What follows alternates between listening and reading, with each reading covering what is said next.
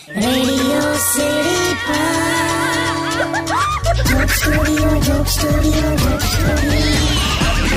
Welcome back. Radio city joke સ્ટુડિયોમાં આપનું સ્વાગત છે. કિશોર કાકા અને કાકી બંને સ્ટુડિયોમાં છે. કાકી થોડા આમ નિરાશ થઈને બેઠા છે. શું વિચારો છો કાકી, શું થયું? સાંભળ ને બૈલું, આ છે ને ઉત્તરાયણ હવે નજીક આવે છે, બરાબર?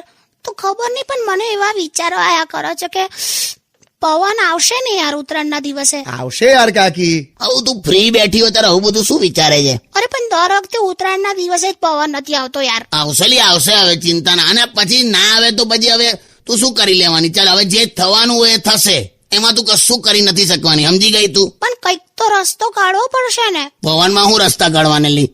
તમે ટાઇટેનિક પર લીંબુ મરચા લગાડી દો તો આમ પલટી ના મારે તેમ? એવું નથી કહેતી હવે. બાબાજી, જે હોય જેટલું મળે એમાં ખુશ રહેવાનું યાર. એમ નહીં, પણ પવન ના જ આવ્યો તો પછી હું મારી બધી ફ્રેન્ડ્સ ને બધું કહીશ કેવી રીતે? આમ બધું આમ કે કેટલું એન્જોય કર્યું ને બધું.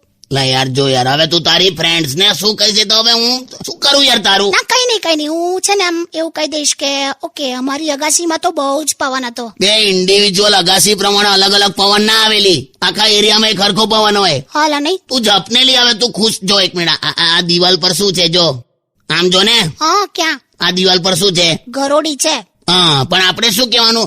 ઓહો, જો કે કુપોષણ વાળો મગર જોયો. જાવ ને યાર, કેવા એક્ઝામ્પલ આપો છો. તને આ રીતે જ સમજાવે. હારું ચાલ, ગીત સાંભળ ચાલ, અને આવું ખોટા વિચાર ના કરીશ. આવશે પવન. ઓકે.